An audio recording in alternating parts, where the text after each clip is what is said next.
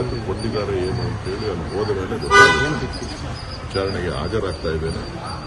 ವಿಚಾರಣೆಗೆ ಸಂಪೂರ್ಣವಾದಂಥ ಸಹಕಾರವನ್ನು ಕೊಡ್ತಾನೆ. ಇದು ಪೊಲಿಟಿಕಲ್ ಅನ್ಸುತ್ತೆ ಸರ್, ರಾಜಕೀಯ ಷಡ್ಯಂತ್ರ ಅಂತ ಅನ್ಸುತ್ತೆ.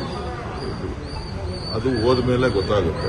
ಅವರ ಪ್ರಶ್ನೆಗಳು ಯಾವ ಹಾದಿನಲ್ಲಿರ್ತದೆ ಅನ್ನೋದ್ರ ಮೇಲೆ ಯಾವ ವಿಚಾರಣೆಗೆ ಏನು ಇದಕ್ಕೆ ಸಂಬಂಧ ಇದೆಯಾ ಇಲ್ವಾ ಅಂಥೇಳಿ ನಮಗೂ ಕೂಡ ಗೊತ್ತಾಗುತ್ತೆ. ನಮ್ಮ ಒಪ್ಪಿದ್ರು ಕೂಡ ಇರೋದ್ರಿಂದ ಯಾವುದು ಸಂಬಂಧ ಇದೆ, ಯಾವುದಕ್ಕೆ ಅಸಂಬದ್ಧವಾಗಿದೆ ಅನ್ನೋದನ್ನು ಕೂಡ ಚರ್ಚೆ ಮುಂದಿನ ಸಂದರ್ಭದಲ್ಲಿ ಮಾಡಬೇಕಾಗುತ್ತೆ.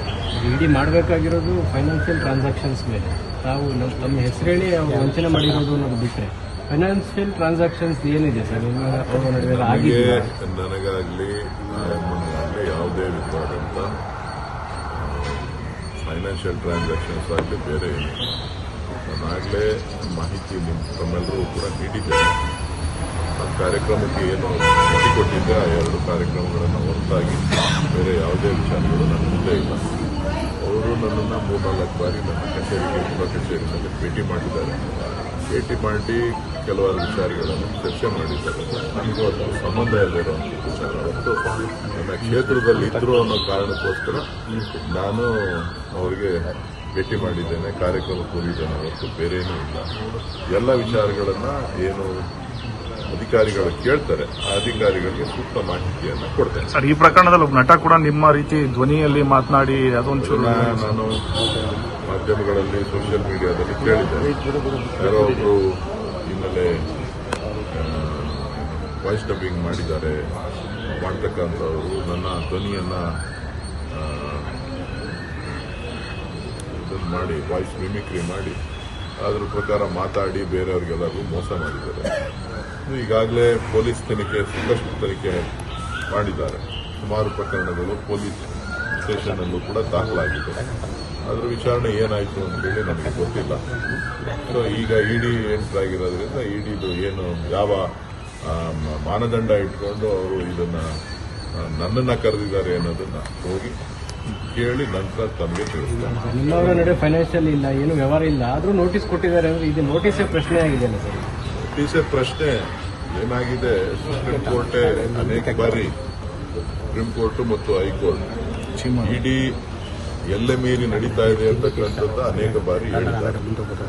ಆದಾಗ್ಯೂ ಎಚ್ಚೆತ್ತುಕೊಳ್ಳಿಲ್ಲ ಅಂತಂದ್ರೆ ಪ್ರಜಾಪ್ರಭುತ್ವ ವ್ಯವಸ್ಥೆಗೆ ಧಕ್ಕೆ ಬರ್ತಾ ಇದೆ ಅಂತಕ್ಕಂಥದ್ದು ಒಂದು ಅರ್ಥ. ಸೊ ಅವರ ವ್ಯಾಪ್ತಿಯನ್ನು ಹೊರತುಪಡಿಸಿ ಅವರು ಪ್ರಕರಣಗಳನ್ನು ದಾಖಲು ಮಾಡಿಕೊಳ್ತಕ್ಕಂಥದ್ದು, ಎಂಟ್ರಿ ಮಾಡ್ತಕ್ಕಂಥದ್ದು, ಜೊತೆಗೆ ಎಲ್ಲೋ ಒಂದು ಕಡೆ ಸರ್ಕಾರದ ಕೈಬೊಂಬೆಯಾಗಿ ಕೆಲಸ ಮಾಡ್ತಕ್ಕಂಥದ್ದು ಕಾಣಿಸ್ತದೆ. ನೋಡೋಣ ಏನ್ ಮಾಡ್ತಾರೆ. ಹಾಗಾಗಿ ಇವರು ಯಾಕೆ ಕೊಟ್ಟಿದ್ದಾರೆ ಏನು ಅಂತೇಳಿ ಅಲ್ಲಿ ಹೋದ ಮೇಲೆ ಗೊತ್ತಾಗುತ್ತೆ. ವಿಚಾರಣೆಗೆ ಹಾಜರಾಗ್ತಾ ಇದ್ದೇನೆ. ವಿಚಾರಣೆಗೆ ಸಂಪೂರ್ಣವಾದಂಥ ಸಹಕಾರವನ್ನು ಕೊಡ್ತಾನೆ. ಇದು ಪೊಲಿಟಿಕಲ್ ಅನ್ಸುತ್ತೆ ಸರ್, ರಾಜಕೀಯ ಷಡ್ಯಂತ್ರ ಅಂತ ಅನ್ಸುತ್ತೆ. ಅದು ಹೋದ ಮೇಲೆ ಗೊತ್ತಾಗುತ್ತೆ. ಅವರ ಪ್ರಶ್ನೆಗಳು ಯಾವ ಹಾದಿನಲ್ಲಿರ್ತದೆ ಅನ್ನೋದ್ರ ಮೇಲೆ ಯಾವ ವಿಚಾರಣೆಗೆ ಏನು ಇದಕ್ಕೆ ಸಂಬಂಧ ಇದೆಯಾ ಇಲ್ವಾ ಅಂಥೇಳಿ ನಮಗೂ ಕೂಡ ಗೊತ್ತಾಗುತ್ತೆ. ನಮ್ಮ ಒಪ್ಪಿದ್ರು ಕೂಡ ಇರೋದ್ರಿಂದ ಯಾವುದು ಸಂಬಂಧ ಇದೆ, ಯಾವುದಕ್ಕೆ ಅಸಂಬದ್ಧವಾಗಿದೆ ಅನ್ನೋದನ್ನು ಕೂಡ ಚರ್ಚೆ ಮುಂದಿನ ಸಂದರ್ಭದಲ್ಲಿ ಮಾಡಬೇಕಾಗುತ್ತೆ. ಇಡಿ ಮಾಡಬೇಕಾಗಿರೋದು ಫೈನಾನ್ಷಿಯಲ್ ಟ್ರಾನ್ಸಾಕ್ಷನ್ಸ್ ಮೇಲೆ. ತಾವು ತಮ್ಮ ಹೆಸರೇಳಿ ಅವರು ವಂಚನೆ ಮಾಡಿರೋದು ಅನ್ನೋದು ಬಿಟ್ಟರೆ ಫೈನಾನ್ಷಿಯಲ್ ಟ್ರಾನ್ಸಾಕ್ಷನ್ಸ್ ಏನಿದೆ ಸರ್ ಅವರ ನಡುವೆ ಆಗಿದೆ? ನನಗಾಗಲಿ ಯಾವುದೇ ವಿಧವಾದಂಥ ಫೈನಾನ್ಷಿಯಲ್ ಟ್ರಾನ್ಸಾಕ್ಷನ್ಸ್ ಆಗಲಿ ಬೇರೆ ಏನಿಲ್ಲ.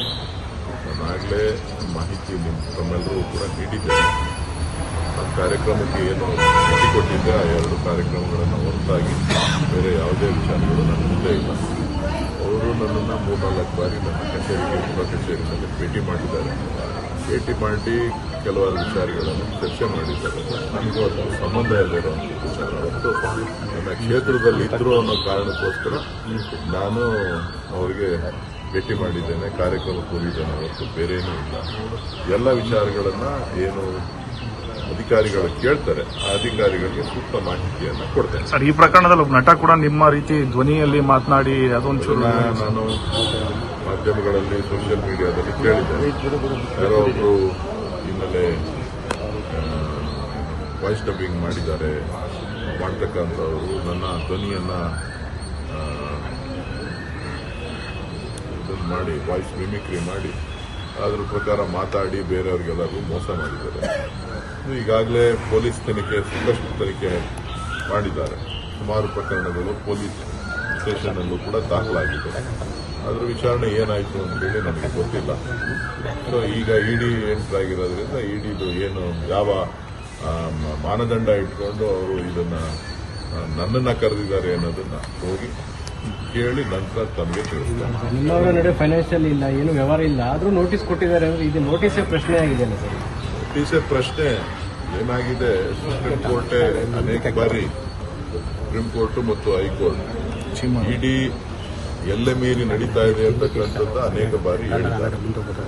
ಆದಾಗ್ಯೂ ಎಚ್ಚೆತ್ತುಕೊಳ್ಳಿಲ್ಲ ಅಂತಂದ್ರೆ ಪ್ರಜಾಪ್ರಭುತ್ವ ವ್ಯವಸ್ಥೆಗೆ ಧಕ್ಕೆ ಬರ್ತಾ ಇದೆ ಅಂತಕ್ಕಂಥದ್ದು ಒಂದು ಅರ್ಥ.